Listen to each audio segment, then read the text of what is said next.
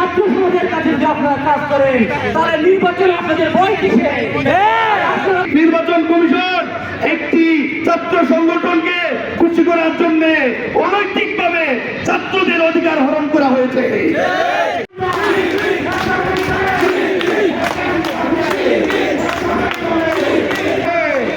একসাথেই বলে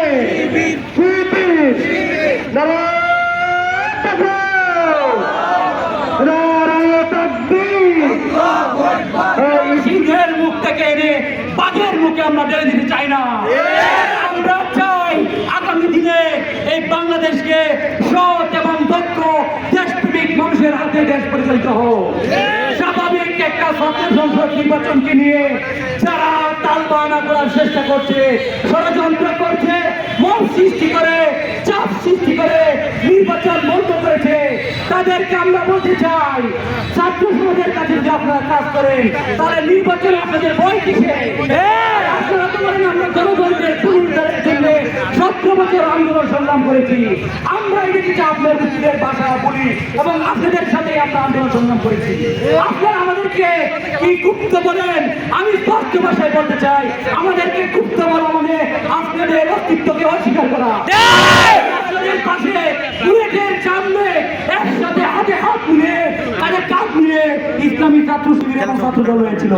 আর এখন আপনারা বলেন আমরা গুপ্ত। আসলে এটা আপনাকে আলটিমেটলি আপনাদের অস্তিত্বকে অস্বীকার করছেন। প্রিয় উপস্থিতি, আমরা শাহজালাল বিজ্ঞান প্রযুক্তি বিশ্ববিদ্যালয়ের নির্বাচন অতি দ্রুতই চাই।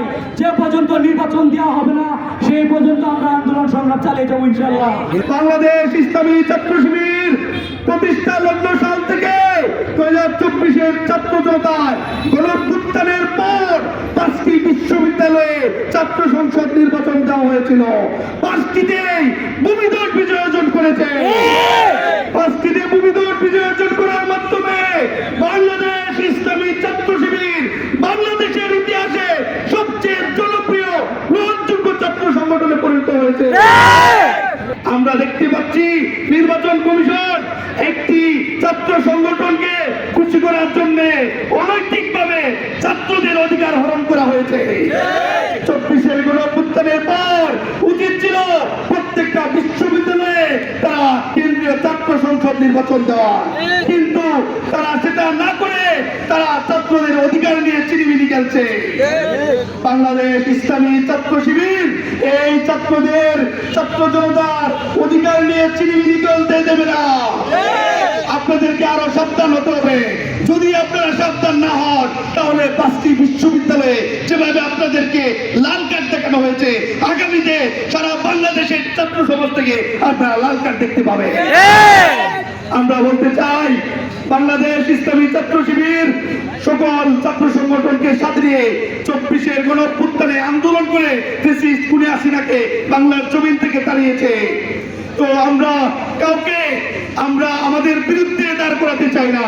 আমরা ছাত্র জনতার সুষ্ঠু দাবি, ন্যায্য দাবি আদায়ের জন্য আমরা ময়দানে আছি। কেন্দ্রীয় সংগঠন কর্তৃক কর্মসূচি আমরা পালন করে যাব যতদিন পর্যন্ত এই শাহজালাল বিজ্ঞান প্রযুক্তি বিশ্ববিদ্যালয়ের কেন্দ্রীয় ছাত্র সংসদ নির্বাচন যতদিন পর্যন্ত না হবে আমাদের আন্দোলন চলমান